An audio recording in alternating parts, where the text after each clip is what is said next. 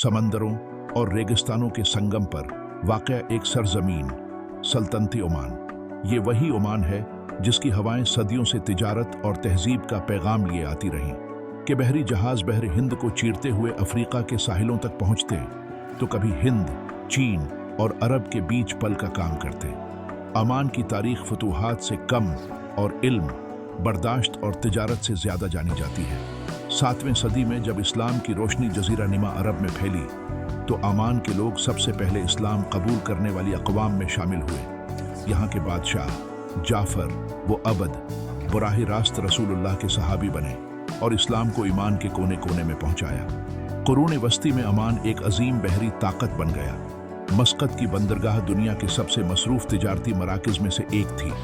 यहाँ मसाले, मोती, कपड़े और खजूरें मशरिक़ से मगरिब और मगरिब से मशरिक़ पहुँचते। अफ्रीका के साहिली शहर जंजबार तक अमानी सुल्तानों का असर रसूख़ कायम हुआ।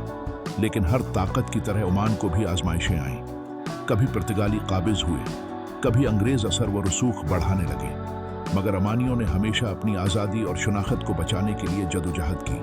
19वीं और 20वीं सदी में अमान ने अंदरूनी खाना जंगी और बैरूनी दबाव दोनों का सामना किया, मगर फिर आया वो वक्त जब ओमान की तकदीर बदली। 1960 में सुल्तान काबूस बन सईद ने इक़्तिदार संभाला। ये वो लम्हा था जिसने ओमान को एक पसमानदा कबीलाई माशरे से एक जदीद तरक्की याफ्ता रियासत में बदल दिया। तालीम, सेहत, सड़कें और मईशत, हर मैदान में अमान ने नई मंजिलें तय की। आज अमान दुनिया के अमन पसंद, महज़्ज़ब और कदीम रवायात के अमीन ममालिक में शुमार होता है।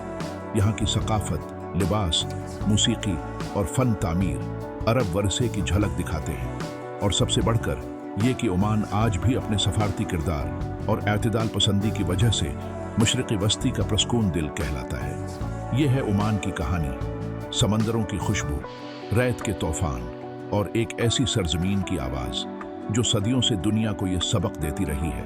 ताकत सिर्फ हथियार से नहीं बल्कि इल्म, बर्दाश्त और अमन से पैदा होती है।